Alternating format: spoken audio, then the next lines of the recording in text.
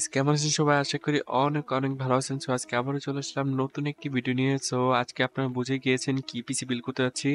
So processor হিসেবে থাকছে Ryzen 7 এর 7700X প্রসেসরটি। এই প্রসেসরটিতে কোর থাকছে 8টি এবং কি থ্রেডস থাকছে 16টি। আর এসএসডি হিসেবে ইউজ করেছি টিম গ্রুপের 1TB M.2 NVMe এসএসডি। এই এসএসডিটার মডেল হচ্ছে MP44। সো এইটা কিন্তু জেন 4 এসএসডি। আর র্যাম হিসেবে ইউজ করেছি গিগাবাইট আরোস এর DDR5 এর 6000 মেগাহার্টজ এর দুটি র্যাম। এই র্যামগুলোর সাথে কিন্তু আপনার লাইফ টাইমের ওয়ারেন্টি পাচ্ছেনই। আর মাদারবোর্ড হিসেবে ইউজ করেছি MSI Pro B60MP মডেলের মাদারবোর্ডটি। এই মাদারবোর্ডটিতে জেন 4 এর এসএসডি গুলো ইজিলি ইউজ করতে পারবেন। এছাড়াও আরো অনেক ফ্যাসিলিটি আছে যেটা সামনে কথা বলবো। আর গ্রাফিক্স কার্ড হিসেবে ইউজ করেছি প্যালাডিন্সের NVIDIA 1660 Ti মডেলের DDR6 এর গ্রাফিক্স কার্ডটি। এই গ্রাফিক্স কার্ডটি ইজিলি এই বিল্ডটিকে পারফরমেন্স দিতে পারবে। আর যেহেতু 100K বাজেটের পিসি বিল্ড, সো এই বাজেটটা যথেষ্ট হবে।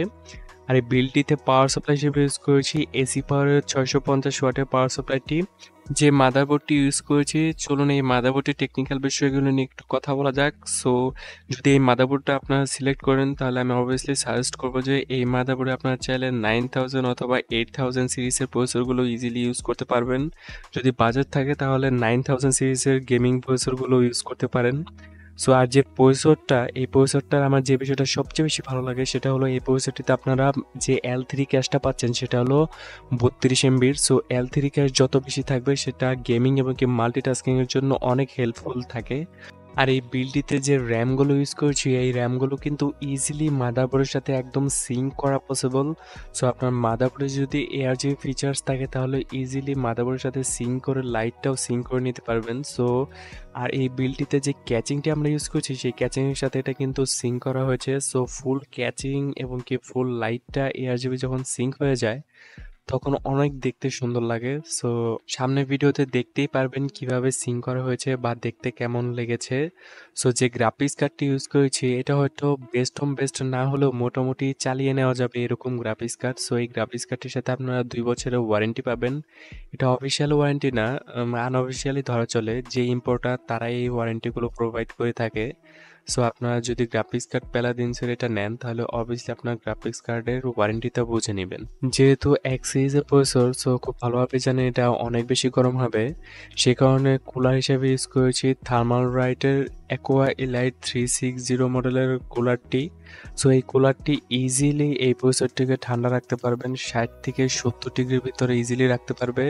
সো আপনাদের বাজেট যদি থাকে একটি লিকুইড কুলার নেওয়ার জন্য তাহলে অবভিয়াসলি লিকুইড কুলার নেওয়াটাই শ্রেয়। কারণ লিকুইড কুলার নিলে আপনার প্রসেসর বেশি ঠান্ডা থাকবে এবং কি আপনার পিসি পারফরমেন্সটাও অনেক বেশি বেড়ে যাবে। সো যে লিকুইড কুলারটি ইউজ করেছি এটা থার্মাল রাইটের সাদাটা নেওয়া হয়েছে, আপনার চাইলে ব্ল্যাকটাও চুজ করতে পারেন। এটা কিন্তু পিসি বিল্ডে বাংলাদেশ ভাই অনেকবার এটার রিভিউ করেছে। আপনারা হয়তো ভাবতে পারেন আমি বারবার অনন্যজামান ভাইয়ের কথা কেন বলি। আসলে আমি যেসব প্রোডাক্ট ইউজ করতেছি এইসব প্রোডাক্টের রিভিউ উনি অনেক আগেই করে ফেলেছেন এবং কি ডিটেল রিভিউ করেছেন। সো আমার কোনো প্রোডাক্ট নিয়ে যদি ডিটেলসে জানার প্রয়োজন দরকার হয় তাহলে অবশ্যই আপনারা ওনার চ্যানেলে গিয়েই দেখতে পারবেন। সো এই কারণে ওনার কথাই বারবার বলি। আর এই বিলটিতে ক্যাচিং হিসেবে ইউজ করেছি থার্মালটেকের V3 মডেলের ক্যাচিংটি। এই ক্যাচিংটির সামনে টেম্পারড গ্লাস থাকছে এবং কি একটি স্ট্রিপ থাকছে যেটা ফুল ARGB কন্ট্রোলড এবং কি বাম পাশেও টেম্পারড গ্লাস থাকছে। আর দুঃখের বিষয় যে এই ক্যাচিংটিতে কোনো ARGB ফ্যান থাকছে না, আপনাদের ARGB ফ্যান নিজেই কিনে লাগাতে হবে। সো চলুন, অনেক বক হয়ে গিয়েছে। সো এখন পিসি বিলটা কমপ্লিট করে ফেলা যাক। সো প্রথমে এই প্রসেসরটি লাগিয়ে ফেলতে হবে মাদারবোর্ডের সাথে। সো প্রসেসর লাগানোর ক্ষেত্রে অবশ্যই খেয়াল রাখতে হবে প্রসেসরের তীর চিহ্ন এবং কি মাদারবোর্ডের তীর চিহ্ন ঠিক মতো বসেছে কিনা সেটা দেখে তারপর প্রসেসরটি বসাতে হবে। আবার অনেকে এই প্রসেসরটা বসাতে গিয়ে ভাবতে পারেন যে এটা কোনভাবে বসবে। একদম সিম্পল, দেখবেন প্রসেসরে দুইটা কাটা আছে এবং কি একটা তীর চিহ্ন আছে, সেই তীর চিহ্ন দেখে ভালোভাবে বসিয়ে দিলেই হয়ে যাবে। এখন আমাদের কাঙ্ক্ষিত র্যাম গুলো লাগিয়ে ফেলতে হবে। সো যেহেতু DDR5 এর র্যাম, DDR4 এর র্যামের কাটা এবং কি DDR5 এর র্যামের কাটা কিন্তু একটু এদিক সেদিক আছে।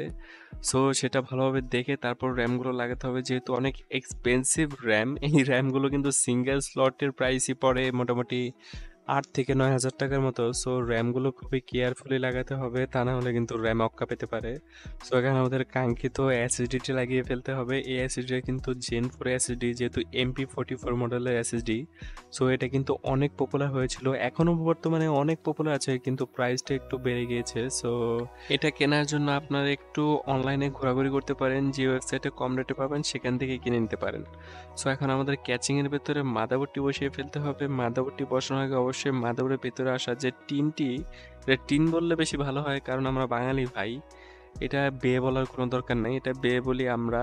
আপনি কোন নামে চিনেন, সো অবশ্যই আমাকে কমেন্ট করে জানাবেন। সো মাদারবোর্ডটি বসিয়ে ফেলার আগে অবশ্যই আমাদের খেয়াল রাখতে হবে যে কুলারটি আগেই লাগিয়ে ফেলা যাবে না, তাহলে তখন মাদারবোর্ডটি বসাতে ঝামেলা হতে পারে। সো প্রথমে মাদারবোর্ডটি বসিয়ে ফেলবো, তারপর মাদারবোর্ডে যে স্ক্রুগুলো লাগিয়ে ফেলতে হবে। স্ক্রু সবগুলো লাগানোর পরে তারপর আমাদের কুলারটা লাগিয়ে ফেলতে হবে ক্যাচিং এর সাথে। সো আমি কুলারটা ক্যাচিং এর সামনের দিকে লাগিয়েছি, যে বাতাসটা যেন সামনে থেকে ফ্লো করে পিছনের দিকে যায়, যেহেতু 360 এর কুলার। সো অবভিয়াসলি এই ক্যাচিং এর উপরে ফিট হবে না, কারণ এই ক্যাচিং এর উপরে 280 পর্যন্ত ক্লিয়ারেন্স আছে। সো সেই কারণে 360 এর কুলারটা আমার সামনেই লাগাতে হয়েছে। আর আপনারা যদি এই কুলারটা লাগাতে না পারেন, তাহলে আমি অবশ্যই সাজেস্ট করবো আপনারা আমাকে কমেন্টে জানান। সো অনেকে এই কুলার লাগাতে গিয়ে হিমশিম খেয়ে যায় যে ইন্টেলে কিভাবে লাগাবো বা এমডিতে কিভাবে লাগাবো।